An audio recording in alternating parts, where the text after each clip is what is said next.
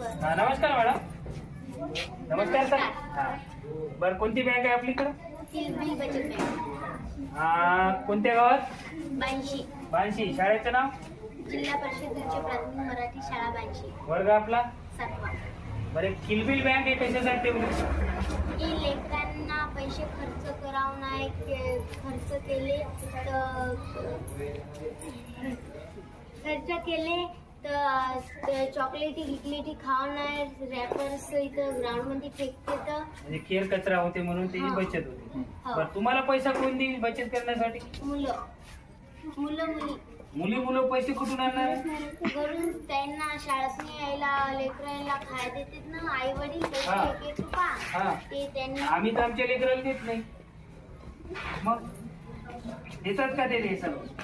हो. बचत होते? हो. रोजची बचत किती आहे? कधी कधी 550, कधी कधी 400, कधी कधी 350. बरं, हे तुम्ही वैयक्तिक बचत आहे की सार्वजनिक बचत आहे? सार्वजनिक. सार्वजनिक नाही, पण आता माझ्या नावावर बचत होईल ना? हो. हा? मी जर 50 रुपये बचत केली तर माझ्या नावानं ते 50 रुपये येतील ना? हो. हा? नंतर मला बेनिफिट कसं मिळणार आहे? तुम्हाला जर वापस काढायचे असेल तर काढू शकता. याला व्याज मिळेल ना मॅडम? नाही, आर्थिक ठेवी समजा आम्हाला परत मिळेल, हो. बाकी काही नाही मिळणार. 50 चे 60 रुपये 10 रुपये तरी येतात नाही. मग सर आम्ही कसं बचत करा? तुम्ही बचत बँक आहे ना, किलबिल विद्यार्थी बचत बँक. 1% निदान 1% तर लागेल ना? ऐका सांगा. आमचे हे विद्यार्थी जे आहेत ना,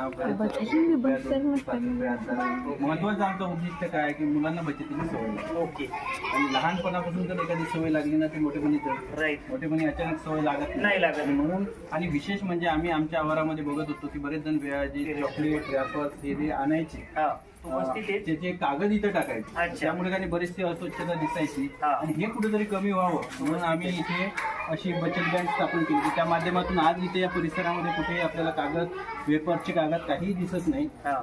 एक आमचं ते उद्दिष्ट साध्य झालं की आमचा परिसर स्वच्छ झाला. दुसरी लहान मुलांना बचती, पहिलीची मुलं सुद्धा 1-1, 2-2, 5-5 रुपये इथे जमा करतात. म्हणजे त्यांना सुद्धा सवय लागलेली आणि मुलांना एक आवड निर्माण झाली की आपले पैसे बचत करायचे. आणि पैसे जे बचत केलेले आहेत जर त्याला कुठेतरी शैक्षणिक कार्यासाठी लागत असेल, पेन पाहिजे असेल, वही पाहिजे असेल, काही पुस्तक काहीतरी खोडरबर पाहिजे असेल, तर या शैक्षणिक कार्यासाठी त्याला आम्ही काय करू शकतो, पैसे विड्रॉल करू. म्हणजे बघ कुठेतरी खायला कुठं बाहेर वगैरे नको. आणि कुठेतरी घरी एखादी अडचण निर्माण झाली आणि तर 50-100 रुपये असेल की घरी कोणी बिमार आहे तर ते सुद्धा पैसे त्या उपयोगी लागू शकते. की घरी कोणी आजारी असेल तर त्याला दवाखान्यात नेण्यासाठी सुद्धा उपयोगी होऊ शकते. पण लहान मुलांची छोटी छोटी बचत जी आहे